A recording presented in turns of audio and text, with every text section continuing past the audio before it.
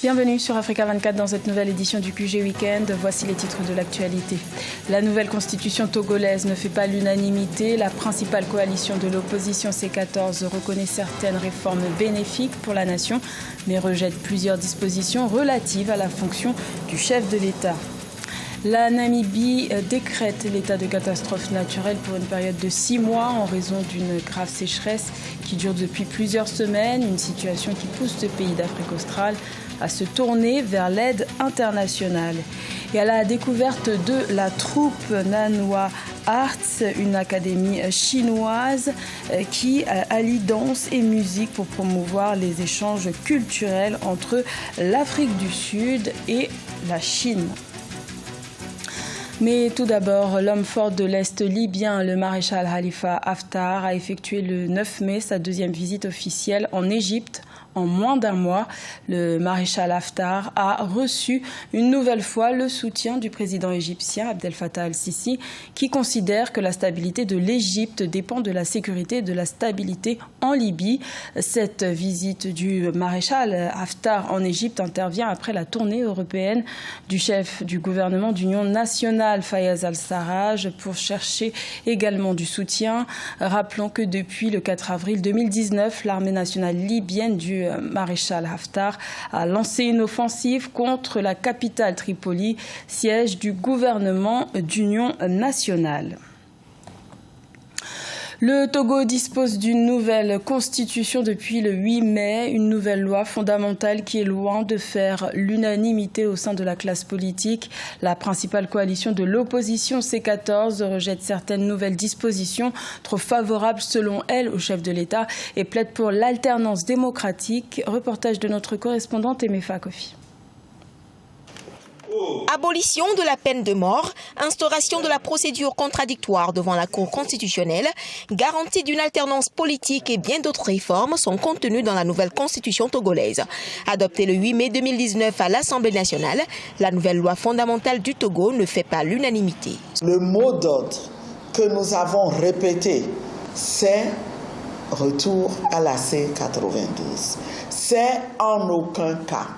L'expert constitutionnaliste qui a été mis à notre disposition par la CEDEAO a compris que c'est le nœud du problème. L'Union des forces de changement, parti d'opposition majoritaire à l'Assemblée nationale, estime que les réformes opérées font partie des garanties pour créer une alternance pacifique au Togo, même si beaucoup reste à faire. Le fait que nous soyons en minorité au Parlement est une conséquence directe du boycott d'une partie de l'opposition législative.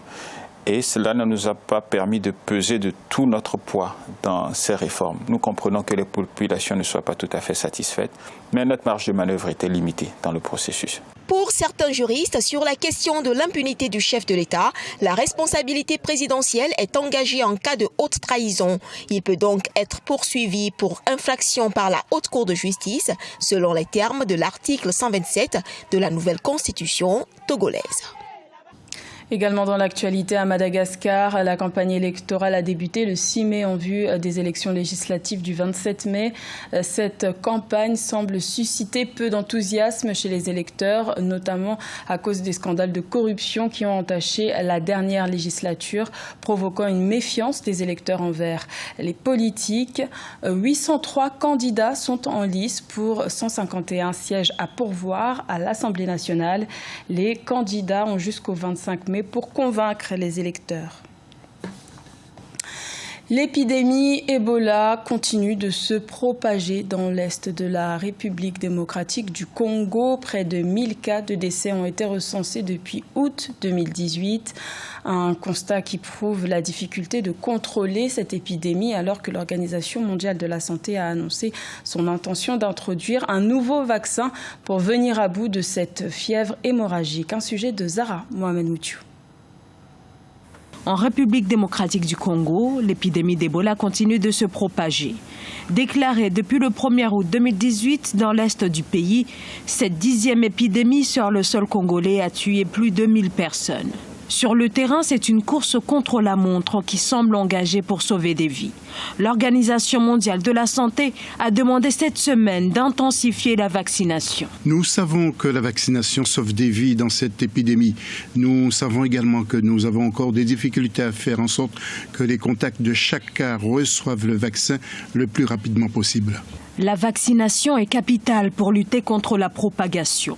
Plus de 110 000 personnes ont déjà été immunisées. Il s'agit surtout de personnes ayant été en contact avec un malade. Pour le reste de la population, la campagne se heurte à la désinformation et à la défiance de certaines populations envers le personnel de santé, ce qui empêche une prise en charge plus efficace. Comme toute activité, il y a toujours des difficultés, comme faire comprendre aux personnes que la maladie est réelle et que pour les protéger, ils doivent se faire vacciner.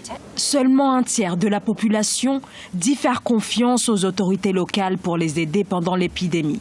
Et plus d'un quart ne croit même pas en l'existence d'Ebola. Épidémie qui est survenue dans le Nord Kivu, zone de grande insécurité et où les autorités doivent dès lors faire face à un double défi, répondre à la crise sanitaire tout en tenant compte de la situation sécuritaire dans cette partie du pays. L'état de catastrophe naturelle a été décrété en Namibie depuis le 7 mai en raison d'une grave sécheresse, une situation qui affecte la sécurité alimentaire d'une partie de la population. Une assistance de près de 35 millions d'euros serait nécessaire pour aider les zones les plus touchées. Solène Duplessis. En Namibie, 500 000 personnes sont confrontées à l'insécurité alimentaire à cause de la sécheresse. Il s'agit d'une personne sur 5 dans ce pays de 2,4 millions d'habitants. Le gouvernement a décrété ce mardi l'état de catastrophe naturelle qui devrait être maintenu pour une durée de 6 mois. En effet, la sécheresse affecte depuis des semaines les récoltes et le bétail. L'assèchement des rivières dans le nord du pays a causé la perte d'au moins 60 000 animaux domestiques au cours des 6 derniers mois. Les moyens de subsistance d'une majorité de Namibiens sont menacés, notamment ceux qui dépendent des activités de l'agriculture. La plupart des régions souffrent de pénurie d'eau car la plupart des bassins sont secs ou n'ont pas reçu assez de pluie cette saison. Depuis 2013, la Namibie est confrontée à une succession de sécheresses aggravées par des épisodes climatiques comme El Niño.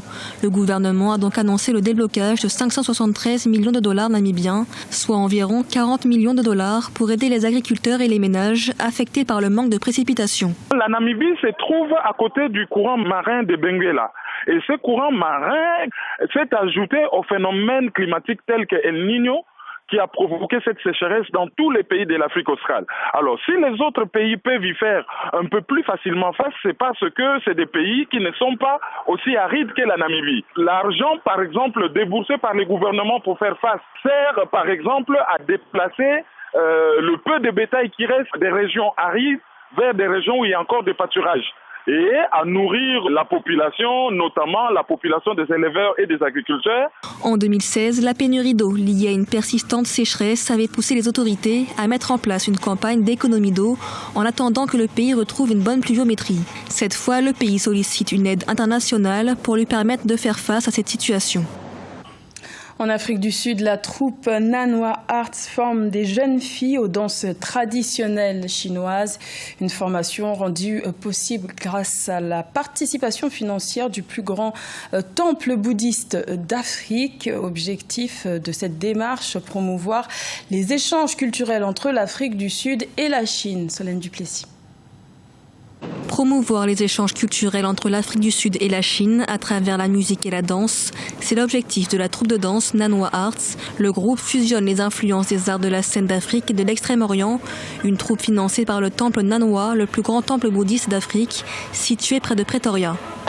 Le groupe Nanwa Art de la scène est un échange multiculturel composé de tambours chinois, de chansons chinoises, de danses chinoises engagées dans la danse africaine, de chansons africaines, de tambours africains et de marimba. En plus de la danse, l'académie Nanwa, située dans la province du Gauteng, permet aux jeunes filles de zones rurales et sous-développées d'acquérir les fondamentaux de la culture chinoise. Elles y apprennent ainsi le mandarin, les principes du bouddhisme et adoptent un régime végétarien. Un programme qui leur permet ensuite de recevoir des bourses d'études. Rester ici 24 heures sur 24 et 7 jours sur 7 au début, c'était un peu difficile. Le quotidien est différent de ce à quoi nous sommes habitués, en particulier le régime parce qu'il est strictement végétarien. Mais ensuite, nous nous y habituons. C'est agréable de rester ici, nous appelons à la maison de temps en temps. Une ouverture sur le monde asiatique qui a permis à la troupe de danse Nanoa Arts de se produire lors de nombreux événements culturels en Afrique du Sud, notamment dans l'émission South Africa's Got Talent, mais aussi dans plusieurs pays asiatiques comme Taïwan, la Chine, la Malaisie et les Philippines. C'était le journal de la rédaction. Merci de l'avoir suivi. L'information continue sur Africa 24.